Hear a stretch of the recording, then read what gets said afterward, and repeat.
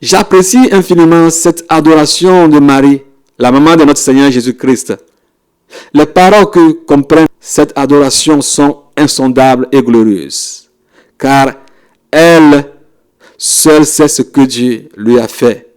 De même va pour Noé, de même va pour Élisabeth, de même va pour ceux qui ont rencontré le Seigneur Jésus-Christ et à qui leurs péchés sont pardonnés.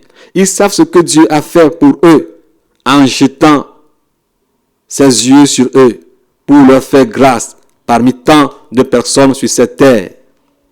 La grâce à Élisabeth, la maman de Jean-Baptiste. Luc 1, 24 à 25. Je lis la parole de Dieu au nom tout-puissant du Seigneur Jésus-Christ de Nazareth. Quelque temps après, Élisabeth, sa femme, devint enceinte. Elle se cacha pendant 5 mois, disant, « C'est la grâce que le Seigneur m'a faite, quand il a jeté les yeux sur moi pour ôter mon opprobre parmi les hommes. » La grâce à ceux qui ont cru. Exemple, je lis la parole de Dieu au nom tout-puissant de Jésus-Christ. Éphésiens 1, verset 7. En lui, nous avons la rédemption par son sang, la rédemption des péchés selon la richesse de sa grâce. Le pardon de nos péchés est une grâce de Dieu pour ceux qui croient. Parce qu'il y a plusieurs qui ont tant désiré cette grâce, mais qui ne l'ont pas eue et qui actuellement sont en enfer. Certains ont tué tant de personnes, mais finalement ont rencontré le Seigneur Jésus-Christ à la dernière heure et sont sauvés. Tandis que d'autres ont essayé une seule fois de forniquer et sont tombés sur un sidéen. Après contraction de cette maladie, sont morts et se sont retrouvés en enfer. Pendant 120 ans, Noé prêchait un message de mise en garde. Et Dieu attendit patiemment qu'on se repente sincèrement. Comme le dit 1 Pierre 3, verset 20. La Bible nous dit que ce qui s'est passé au temps de Noé arrivera de même au temps du Fils de l'homme. C'est-à-dire, avant que le Seigneur Jésus-Christ ne revienne, il faudrait qu'il y ait quelqu'un qui trouvera aussi grâce aux yeux de l'Éternel, comme Noé l'avait eu, pour avertir le monde entier du danger qui se prépare à les frapper s'ils ne se repentaient pas. Plusieurs aujourd'hui se disent hommes de Dieu, de la fin des temps. Ils disent même qu'ils sont des Noé de la fin des temps. Mais si vous entendez ce qu'ils prêchent, c'est de n'importe quoi. Exemple de l'homme qui dit au Père des Nations que lui aussi sait prêcher. Je vais vous donner un exemple. Ça fait de cela quelques jours, j'ai participé à une scène dans mon sommeil. Certaines personnes étaient avec le Père des Nations. Moi, je leur faisais face. Ce sont les gens que le Père des Nations donne parfois l'occasion de prêcher ou d'enseigner pendant les séminaires ou dans les maisons où il loge les étrangers qui viennent de par le monde. Ils se disaient et se vantaient qu'eux aussi sont des prédicateurs, des enseignants. Qu'est-ce que le Père des Nations peut faire et que ne peuvent pas faire? Que je suis font ça, etc. Je les ai calmés. Le Père des Nations était là, à leur côté, très calme, et ne disait rien. Ne voulait même pas se défendre. Lui pourtant, qui les occasionne à exhorter de temps en temps les frères et sœurs, qu'il a mis provisoirement à leur disposition. Moi, Jésus Isaac, j'ai pris la parole en ces mots. Depuis que j'ai connu le Père des Nations, je ne l'ai jamais entendu prêcher la théologie. Si vous n'êtes pas d'accord de ce que je dis, alors écoutons le Père des Nations. Le Père des Nations a pris la parole et a commencé à enseigner. Waouh! Je leur disais, écoutez bien ce qu'il prêche. C'était la pure vérité qui sortait de sa bouche. C'est-à-dire que tu a le désir d'embrasser tout ce qui sort de sa bouche. Après un moment, le Père des Nations s'est arrêté. Je leur ai posé cette question. Aviez-vous entendu tout ce qu'il a dit? Alléluia. Il y avait une personne qui parmi eux, qui bavardait trop à propos de ce qu'il connaît. Je lui ai donné la parole de nous dire ce qu'il connaît, c'est-à-dire de prêcher. Bien-aimé, quand il a pris la parole dans son orgueil, il a commencé à aboyer de toute sa force. Et tout ce qui sortait de sa bouche se nommait théologie, théologie, théologie, théologie.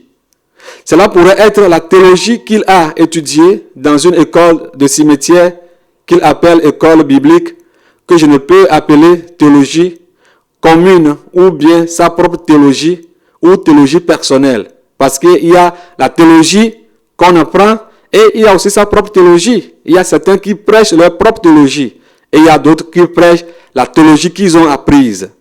Alors, tous constituent une théologie, c'est-à-dire une manière de voir la parole de Dieu sous autre angle, la manière d'exprimer ou bien d'expliquer, d'interpréter la parole de Dieu. Alléluia. C'est-à-dire la manière dont lui-même conçoit la parole de Dieu. Tout ce qui sortait de sa bouche n'était que du mensonge. Je ne sais pas si lui-même se rendait compte de ce qu'il disait. Certainement non. Mon frère, ma soeur, toi qui te compares au Père des Nations, fais attention. Toi, tu as tes anciens cahiers de leçons empoisonnés. Lui a la révélation de Dieu. Ne vois-tu pas que vous n'êtes pas les mêmes? Mets-toi devant la caméra seulement pendant 15 minutes de prédication. 15 minutes de prédication, avec prière comprise. Peut-être que tu diras 5 minutes de vérité. Va rejouer les 15 minutes de vidéo que tu as réalisées. Tu te rendras compte que tu as menti en plusieurs endroits. Et si on allait passer cela en direct, imagine le nombre de gens qui partiront avec ton message mensonger. Tu prêches, regarde le nombre de gens que tu tues chaque jour, croyant que tu dis quelque chose de bon. Même dans les prières d'ouverture, tu mens. Les gens vont me poser la question à savoir comment quelqu'un peut-il mentir en conduisant une prière d'ouverture. Imaginez un instant que celui qui vous conduit dans la prière d'ouverture d'un événement, par exemple, moi, Josué Isaac, sans révélation de la part du Seigneur Jésus-Christ, ou bien quelqu'un d'autre, sans révélation de la part du Seigneur Jésus-Christ, sous son émotion, vous dit par exemple que hey, j'ai vu le ciel ouvert et qu'il y a 7 avions conduits par les démons qui sont sur le point de tomber sur nous et que le Seigneur me demande de vous dire de prier afin que ces avions soient détruits. Est-ce la vérité que je vous ai dit? Et si vous faites de pareilles prières, est-ce des prières véritables et fondées? Est-ce que Dieu peut agir au travers des mensonges en son nom? La Bible nous dit dans Matthieu 12, 36, je vous le dis, au jour du jugement, les hommes rendront compte de toute parole vaine qu'ils auront proférée. Alléluia. Alléluia. Je vous le dis, j'ai la parole de Dieu au nom tout-puissant du Seigneur Jésus-Christ de Nazareth. Matthieu 12, 36, je vous le dis, au jour du jugement, les hommes rendront compte de toute parole vaine qu'ils auront proférée. Le fait que tu es pasteur, évangéliste, missionnaire, ne peut pas amener les gens au ciel. Le fait que Dieu t'a amené au ciel et en enfer pour venir dire aux gens ne peut pas amener les gens au ciel. La preuve est devant nous. Plusieurs qui ont avoué que Dieu leur a montré le ciel et l'enfer et leur a donné des messages à donner au monde entier, n'acceptent même pas qu'on leur dise que la Bible défend aux chrétiens de manger les aliments impurs. Alléluia. Se faire circoncis pour eux est une folie. Est une folie. Alléluia. Les commandements sur les impuretés des femmes ne leur dit absolument rien. L'interdiction des condoms et des stérilés n'est que pour eux des inventions.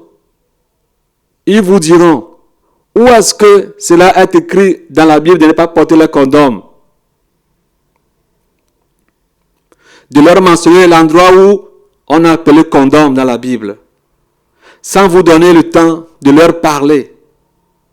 Bien-aimés, au temps de Noé, de pareils gens aussi étaient présents et se disaient eux aussi hommes de Dieu et ne voulaient pas écouter ce que Noé leur disait. Eux aussi avaient leur propre théologie, leur propre vision, avant qu'ils ne se rendent compte que leur prédication et leur vision n'étaient que des mensonges. C'était trop tard. Le déluge les a tous emportés. Cette grâce que Noé a eue aux yeux de l'Éternel l'a épargné, lui et sa femme et ses enfants, ainsi que leurs femmes, de la colère de Dieu qui s'est abattue sur les impies. Alléluia. Dieu veut sauver les hommes qu'il a créés à son image, comme il a fait au temps de Noé. La Bible déclare que ce qui est arrivé au temps de Noé aussi arrivera. Lisons Matthieu 24, 37 à 39. Matthieu 24, 37 à 39. Je lis la parole de Dieu au nom tout-puissant du Seigneur Jésus-Christ de Nazareth.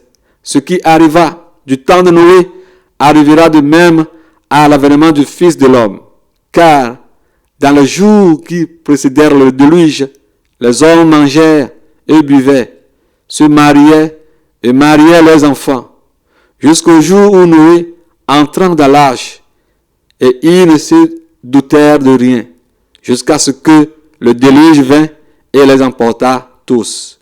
Il en sera de même à l'avènement du Fils de l'homme. Bien-aimés, nous avons un avènement devant nous. Seulement personne ne connaît ni le jour ni l'heure. Tout le monde prêche cet avènement. Mais comment faire pour l'échapper? Personne n'en veut de cela. Personne n'en veut de cela. C'est le retour du Seigneur Jésus-Christ pour prendre les saints. Ce que nous appelons l'enlèvement des saints.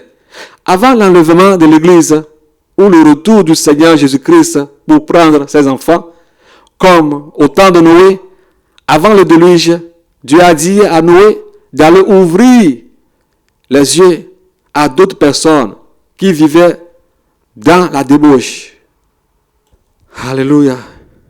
Dans le plaisir, dans la vie d'ici et maintenant, pour qu'eux aussi aient la même grâce qu'à Noé, en acceptant le message que Dieu a donné à Noé, à leur transmettre que ce même Dieu qui a détruit la terre au temps de Noé enverra un Noé de la fin pour annoncer au monde entier, à savoir ceux qui n'ont pas encore donné leur vie au Seigneur Jésus-Christ et ceux qui l'ont fait, mais qui ne vivent pas selon la lumière de la parole de Dieu, à se repentir avant cet événement, comme l'avait fait Noé. Ésaïe 46, verset 10. Ésaïe chapitre 46, verset 10. Je lis la parole de Dieu au nom tout-puissant du Seigneur Jésus-Christ de Nazareth. J'annonce le commencement, ce qui doit arriver, et longtemps d'avance ce qui n'est pas encore accompli. Je dis, mes arrêts subsisteront, et j'exécuterai toute ma volonté. C'est comme à la cour de cassation ou d'annulation. Dieu seul a le dernier mot. Ce qu'il a dit arrivera et est déjà en cours. Cela se met déjà en place. Ne le voyez-vous pas? Comme au temps de Noé, Dieu a fait cette grâce au Père des Nations, l'apôtre Duflo Gabriel, d'aller avertir ses enfants de la réalité de l'enfer, de la vie après la mort, d'aller leur parler de la sainteté, c'est-à-dire de la vérité, de tout ce qui amène les gens en enfer et comment y remédier. Exode 33, versets 18 à 19. Exode 33, 18 à 19. Je lis la parole de Dieu au nom tout-puissant du Seigneur Jésus-Christ de Nazareth. Moïse dit, fais-moi voir ta gloire. L'Éternel répondit, je ferai passer devant toi toute ma bonté et je proclamerai devant toi le nom de l'Éternel. Je fais grâce à qui je fais grâce et miséricorde à qui je fais miséricorde. Psaume 115, verset 3. Je lis la parole de Dieu au nom tout-puissant du Seigneur Jésus-Christ de Nazareth. Notre Dieu est au ciel. Il fait tout ce qu'il veut. Alléluia. Daniel 4, 35. Je lis la parole de Dieu au nom tout-puissant du Seigneur Jésus-Christ de Nazareth. Daniel 4, 35. Tous les habitants de la terre ne sont à ses yeux que néants.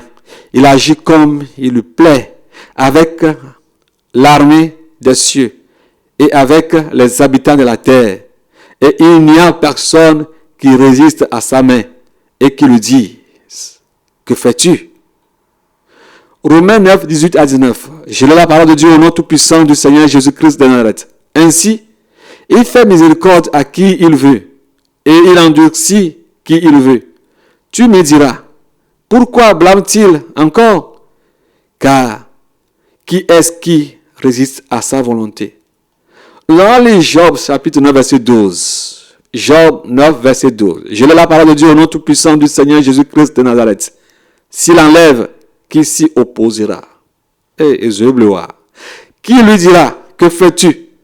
Notre Dieu n'est pas une femme de chambre en stage à qui on dira, fais ça, comme ça. Les lits sont toujours montés comme ci, comme ça. Non, il est autonome. Il n'a pas besoin de conseil de qui que ce soit. Alléluia.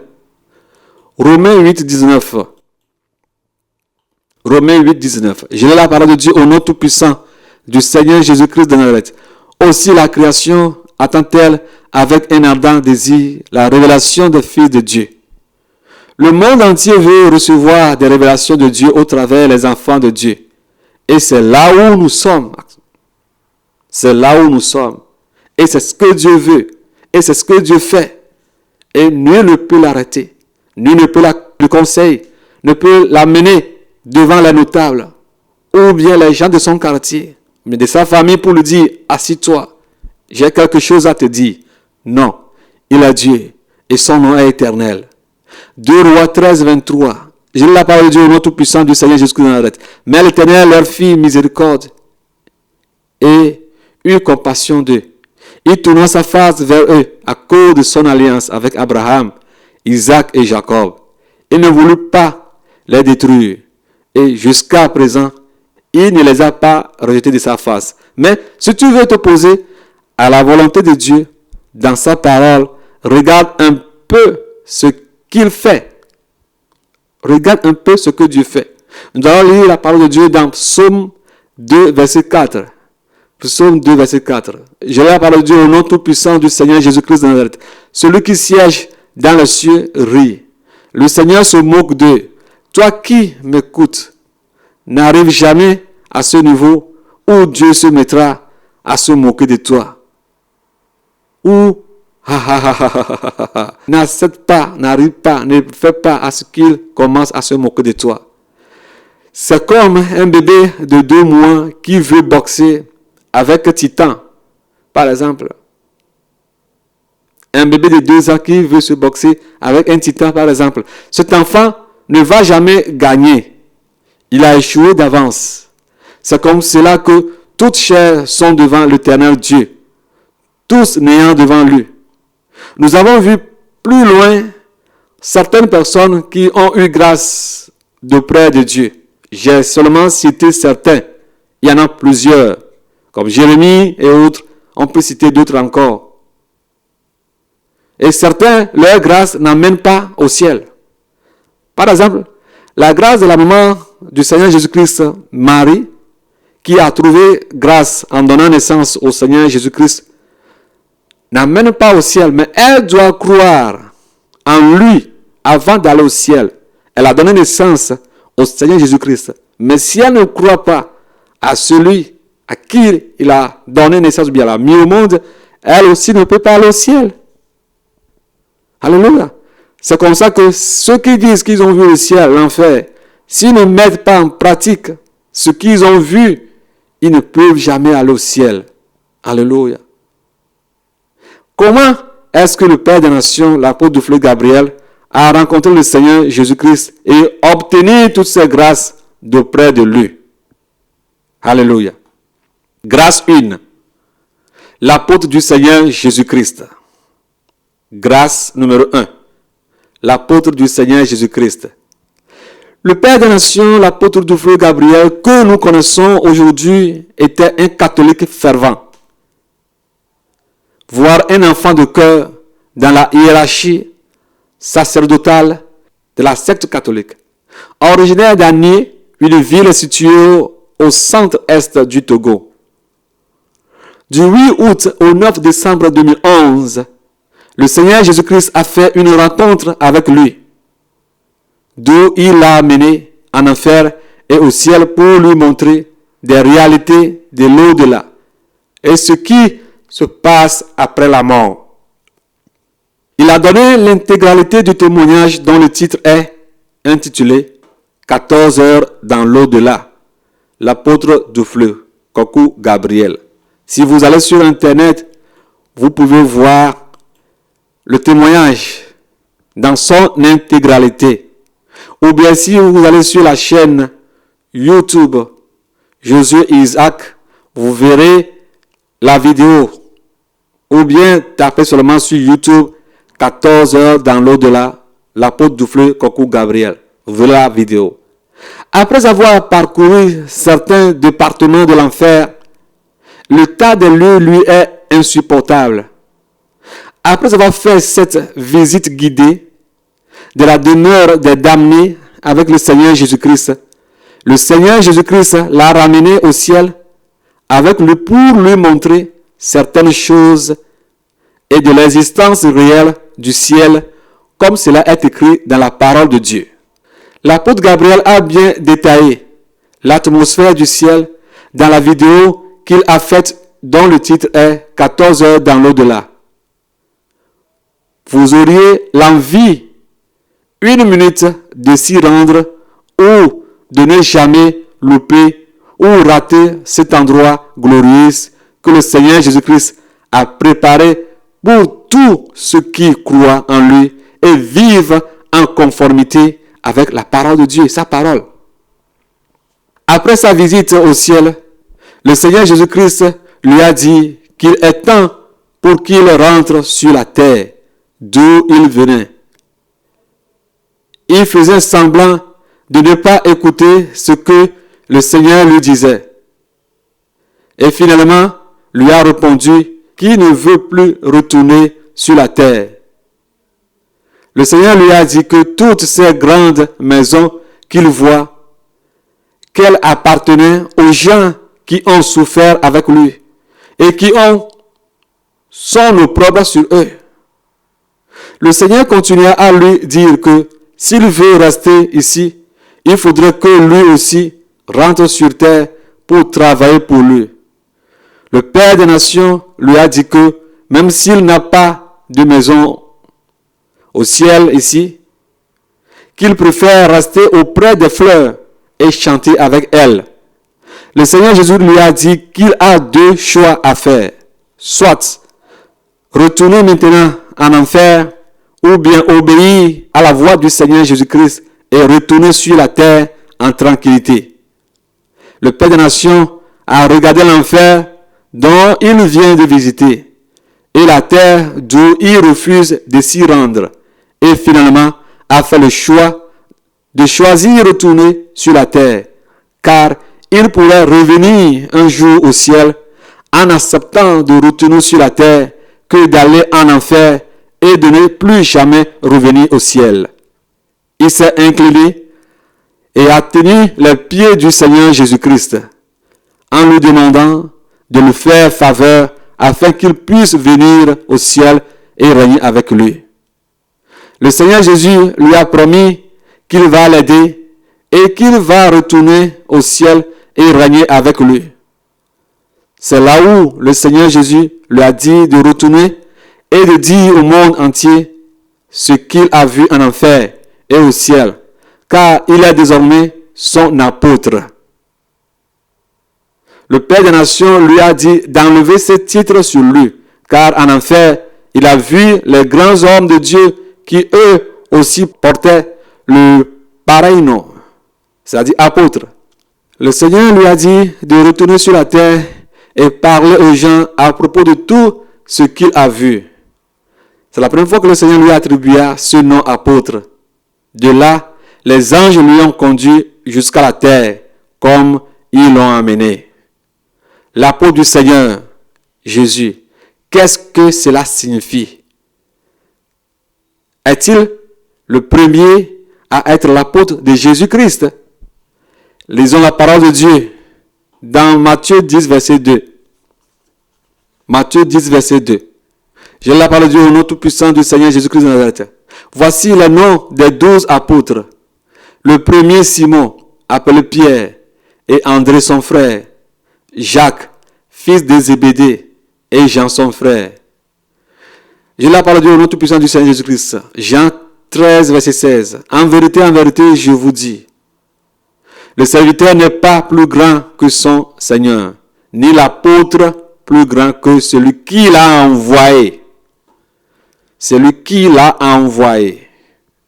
Luc 6, verset 13. Je lis la parole de Dieu au nom tout-puissant du Seigneur Jésus-Christ de Nazareth. Quand le jour parut, il appela ses disciples et il en choisit 12, auxquels il donna le nom d'apôtres. Je relis Luc 6, verset 13. Luc 6, verset 13. Quand le jour apparut, il appela ses disciples et il en choisit 12, auxquels il donna le nom d'apôtres. Suivez-moi attentivement. Marc 6, verset 30. Je lis la parole de Dieu au nom tout-puissant du Seigneur Jésus-Christ. Les apôtres, s'étant rassemblés auprès de Jésus, lui racontèrent tout ce qu'ils avaient fait et tout ce qu'ils avaient enseigné. Je lis la parole de Dieu au nom de Jésus-Christ. Luc 6, verset 13. Quand le jour parut, il appela ses disciples et il en choisit 12, auxquels il donna le nom d'apôtres. Luc 9, verset 10. Je lis la parole de Dieu au nom tout-puissant du Seigneur Jésus-Christ de Nazareth. Les apôtres étant de retour, racontèrent à Jésus tout ce qu'ils avaient fait. Il les prit avec lui et se retira à l'écart du côté d'une ville appelée Bethsaïda. Luc 11, 49. Je lis la parole de Dieu au nom tout-puissant du Seigneur Jésus-Christ. C'est pourquoi la sagesse de Dieu a dit, je leur enverrai des prophètes et des apôtres. Ils tueront les uns et persécuteront les autres. Alléluia. Luc 17, verset 5. Je lis la parole de Dieu au nom tout-puissant du Seigneur Jésus-Christ de Nazareth. Les apôtres dirent au Seigneur, augmente-nous la foi. Les apôtres dirent au Seigneur Jésus, augmente-nous la foi. Luc 22, verset 14. Je lis la parole de Dieu au nom tout-puissant du Seigneur Jésus-Christ. L'heure étant venue, il se mit à table et les apôtres avec lui. Luc 24, verset 10. Je lis la parole de Dieu au nom tout-puissant du Seigneur Jésus-Christ. Celles qui dirent ces choses aux apôtres étaient Marie de Magdala, Jeanne, Marie, mère de Jacques, et les autres qui étaient avec elle. Acte 1, verset 2. Je lis la parole de Dieu au nom tout-puissant du Seigneur Jésus-Christ de Nazareth. Jusqu'au jour où il fut enlevé au ciel, après avoir donné ses ordres par le Saint-Esprit aux apôtres. Acte 1, verset 26. Je lis la parole de Dieu au nom tout-puissant du Seigneur Jésus-Christ de Nazareth. Ils tirèrent au sort, et le sort tomba sur Matthias, qui fut associé aux 11 apôtres. Alors Matthias aussi est devenu apôtre. Acte 2, verset 37. Je lis la parole de Dieu au nom tout-puissant du Seigneur Jésus-Christ de Nazareth. Après avoir entendu ce discours, ils eurent le cœur vivement touché. Et ils dirent à Pierre et aux autres apôtres, hommes frères, que ferons-nous? Acte 2, verset 42. Je lis la parole de Dieu au nom tout-puissant du Seigneur Jésus-Christ. Ils persévéraient dans l'enseignement des apôtres, dans la communion fraternelle, dans la fraction du pain et dans les prières. Acte 2, 43. Je lis la parole de Dieu au nom tout-puissant du Seigneur Jésus-Christ de Nazareth. La crainte s'emparait de chacun et il se faisait beaucoup de prodiges et de miracles par les apôtres. Oula. Acte 4, 33. Je lis la parole de Dieu au nom tout-puissant du Seigneur Jésus-Christ de Nazareth. Les apôtres rendaient avec beaucoup de force témoignent de la résurrection du Seigneur Jésus et une grande grâce reposait sur eux tous. Que signifie alors un apôtre? Alléluia. Un apôtre. Qu'est-ce que cela signifie? Matthieu 10, verset 1 à 15. Puis, ayant appelé ses 12 disciples, il leur donna le pouvoir de chasser les esprits impurs et de guérir toute maladie et toute infirmité. Voici les noms des 12 apôtres. Le premier, Simon, appelé Pierre, et André, son frère, Jacques, le fils de Zébédée, et Jean, oui, son frère, Philippe, et Barthélemy, Thomas et Matthieu, le publicain, Jacques, fils d'Alphée, et de Thaddée, Simon le Cananéen, et Judas Iscariote, celui qui livra Jésus-Christ. Tels sont les 12 que Jésus envoya après leur avoir donné les instructions suivantes. N'allez pas vers les païens et n'entrez pas dans les villes des Samaritains. Allez plutôt vers les brebis perdues de la maison d'Israël. Allez prêcher et dites, le royaume des cieux est proche. Guérissez les malades, ressuscitez les morts, purifiez les personnes ayant la lèpre, chassez des démons. Vous avez reçu gratuitement, donnez gratuitement. Ne prenez ni or, ni argent, ni monnaie dans vos ceintures, ni sac pour le voyage, ni deux tuniques, ni souliers, ni bâtons, car l'ouvrier mérite sa nourriture. Dans quelque ville ou village que vous entriez, informez-vous s'il s'y trouve quelques hommes dignes de vous recevoir et demeurez chez lui jusqu'à ce que vous partiez. En entrant dans la maison, saluez-la. Et si la maison en est digne, que votre paix vienne sur elle. Mais si elle n'en est pas digne, que votre paix retourne à vous. Lorsqu'on ne vous recevra pas et qu'on n'écoutera pas vos paroles, sortez de cette maison ou de cette ville et secouez la poussière de vos pieds.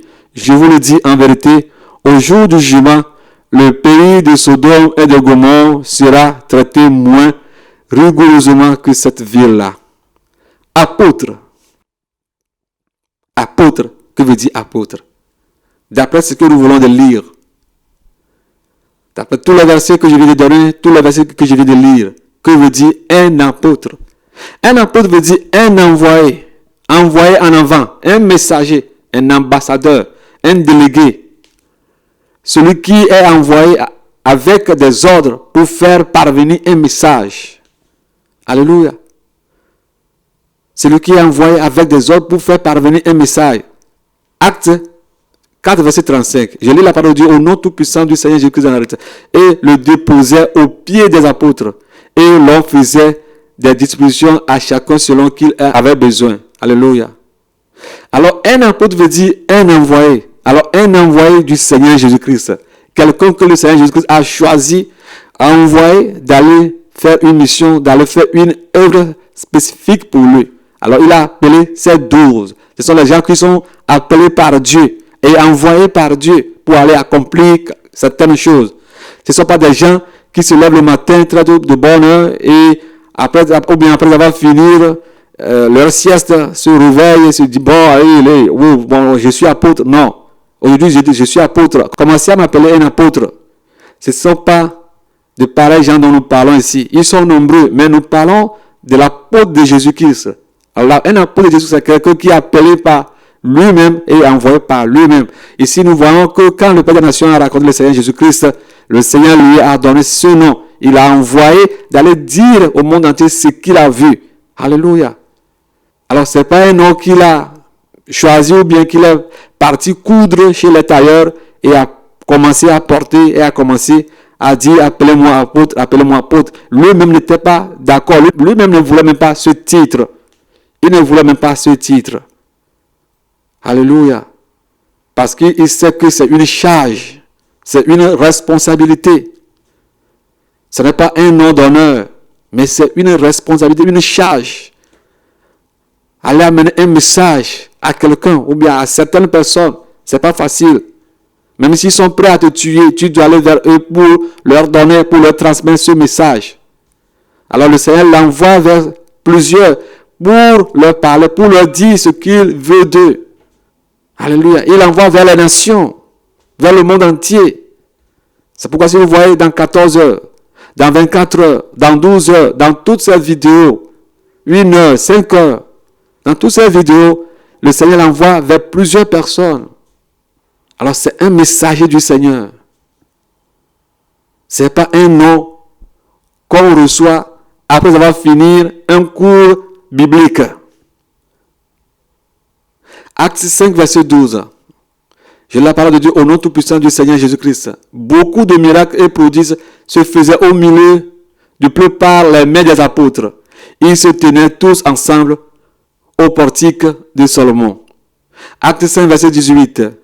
Je la parole de Dieu au nom tout-puissant du Seigneur Jésus-Christ de Nazareth. Mirent les mains sur les apôtres et les jetèrent dans la prison publique. Acte 5, verset 29. Je la parole de Dieu au nom tout-puissant du Seigneur Jésus-Christ. Pierre et les apôtres répondirent, il faut obéir à Dieu plutôt qu'aux hommes. Alléluia. Acte 5, verset 34. Je la parole de Dieu au nom tout-puissant du Seigneur Jésus-Christ. Mais un pharisien nommé Gamaël, docteur de la loi, estimé de tout le peuple, se leva dans le Sanhédrin et ordonna de faire sortir un instant les apôtres. Alléluia. Acte 5, verset 4. Je la parole de Dieu au nom tout-puissant du Seigneur Jésus-Christ. Ils se rangèrent à son avis. Et ayant appelé les apôtres, ils les firent battre de verges. Ils leur défendirent de parler au nom de Jésus. Et ils les relâchèrent. Acte 6, verset 6. Je la parole de Dieu au nom tout-puissant du Seigneur Jésus-Christ.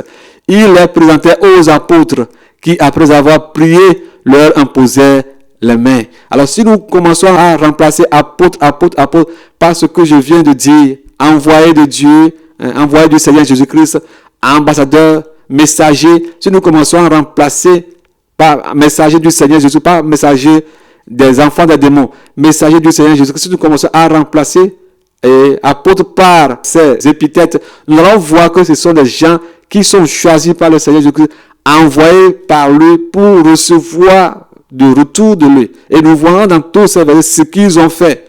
Ce ne sont pas des gens qui ont fait des écoles théologiques ou bien qui sont arrivés à un niveau dans leur appel par leur dénomination, arrivé à un niveau, on commence par leur donner certains noms comme apôtres, révérends ou toutes ces choses-là. Non. Nous allons voir que le Seigneur Jésus-Christ a vécu sur cette terre, a fait son ministère sur cette terre pendant presque 3 ans et demi. Mais pendant ces 3 ans et demi, il a choisi ses apôtres. Ces apôtres ont travaillé avec lui, disons, pendant quelques 3 ans et demi. Et ce n'est pas la fin des 3 ans et demi qu'il a déjà choisi et a nommé apôtre. Non.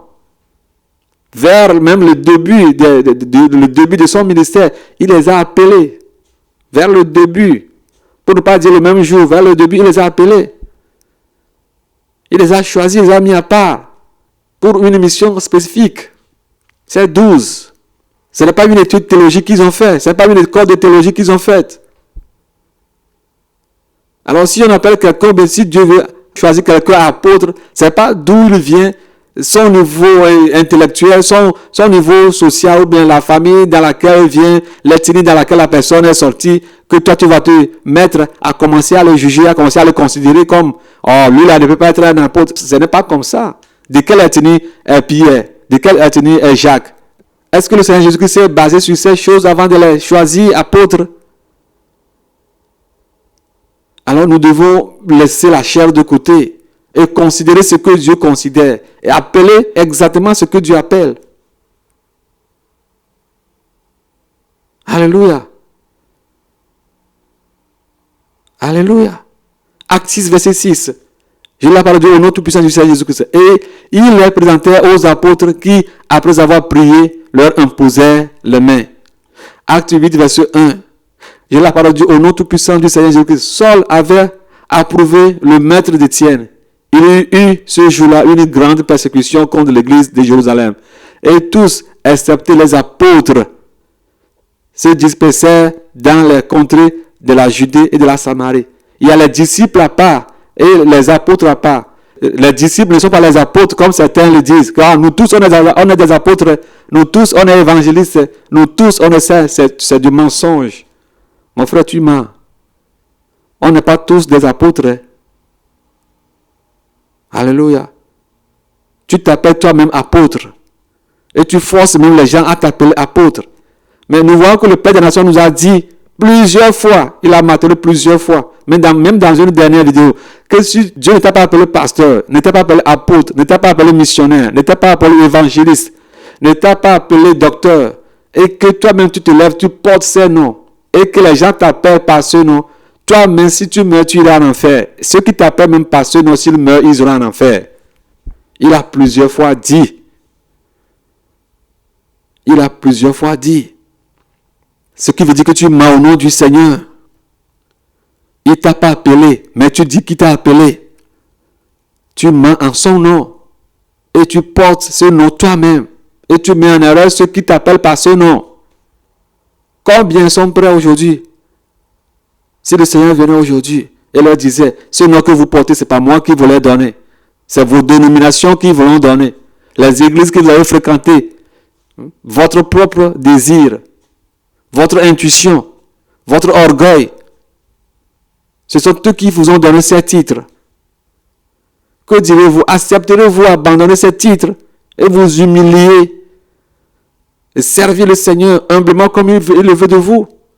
Pourrions-nous le faire? Pourrions-nous le faire?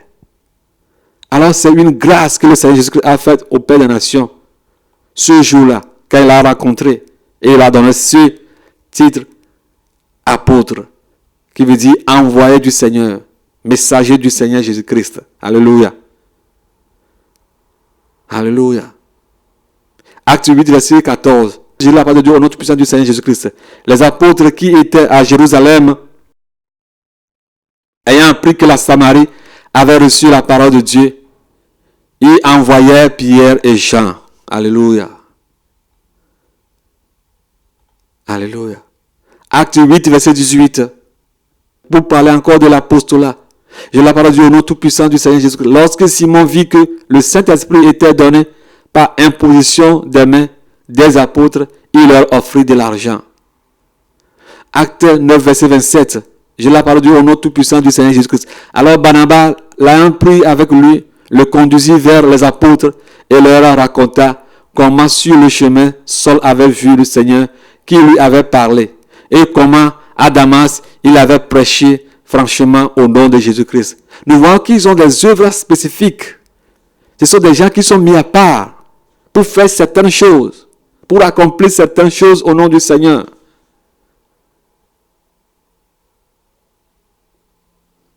On les sépare toujours du peuple, les disciples, le peuple, les apôtres. On les sépare toujours. Nous voyons que ce sont des gens qui sont appelés par le Seigneur pour des œuvres, pour certaines œuvres spécifiques.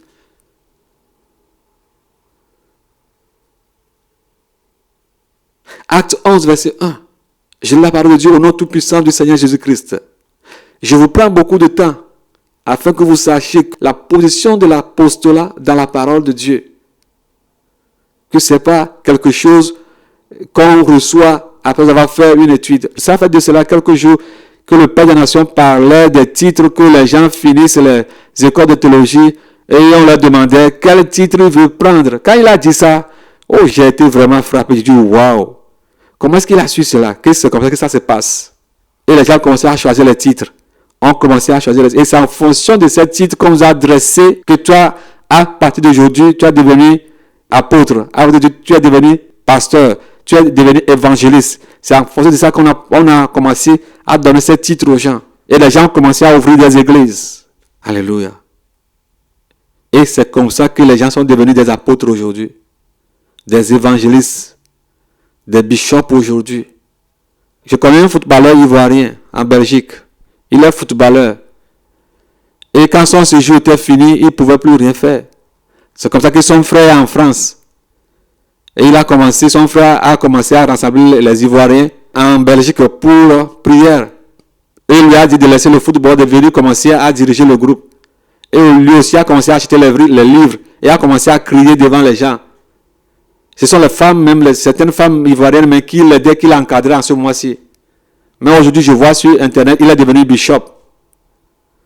Il est devenu bishop. Je ne vais pas appeler son nom. Si j'appelle son nom, il y a certains Ivoiriens qui vont le connaître. Ils vont le connaître. Il me connaît très bien, on se connaît très bien. Je sais quand il a commencé ces trucs-là. Aujourd'hui, il est bishop. On lui a donné beaucoup de noms jusqu'à ce qu'il est arrivé là-bas. Et quand il parle, c'est un joueur qui parle. Ce n'est pas un pasteur qui te parle. Alors c'est Dieu qui appelle apôtre. Galates 1, verset 19. J'ai la parole de Dieu au nom tout-puissant du Seigneur Jésus-Christ. Mais je ne vis aucun autre des apôtres si ce n'est Jacques, le frère du Seigneur Jésus-Christ. Romains 1, verset 1. J'ai la parole de Dieu au nom tout-puissant du Seigneur Jésus-Christ. Paul, serviteur de Jésus-Christ, appelé à être apôtre, mis à part pour annoncer l'évangile de Dieu.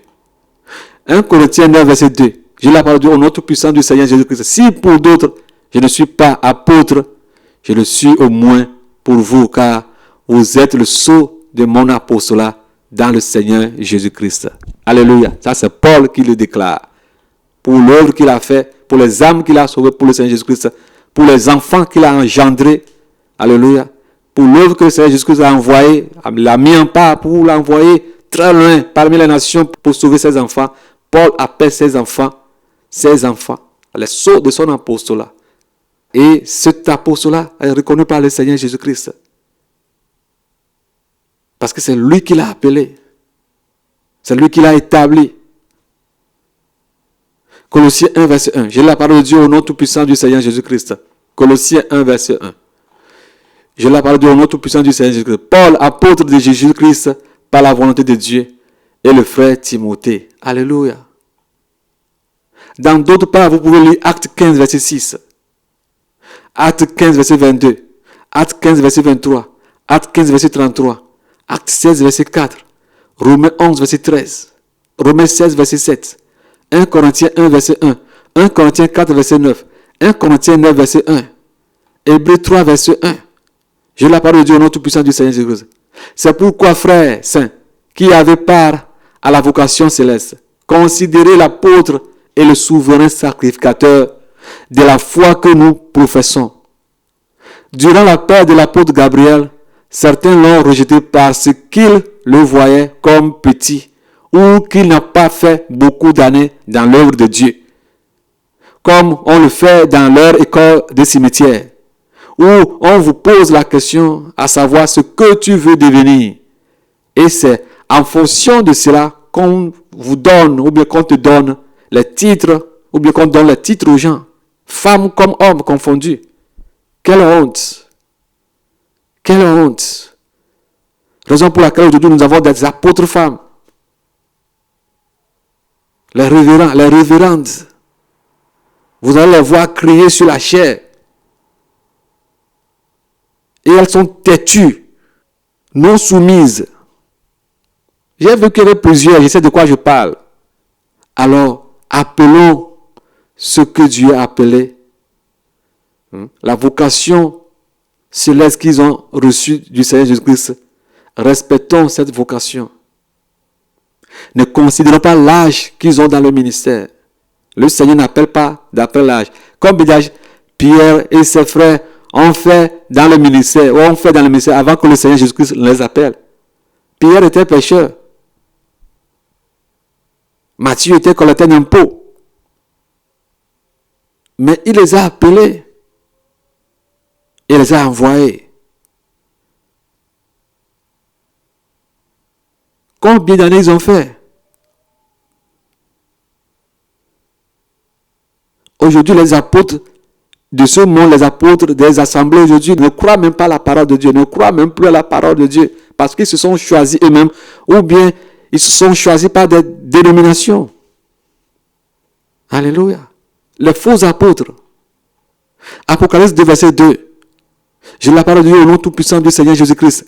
Je connais tes œuvres, ton travail et ta persévérance. Je sais que tu ne peux supporter les méchants, que tu as éprouvés, ceux qui se disent apôtres et qui ne le sont pas, et que tu les as trouvés menteurs.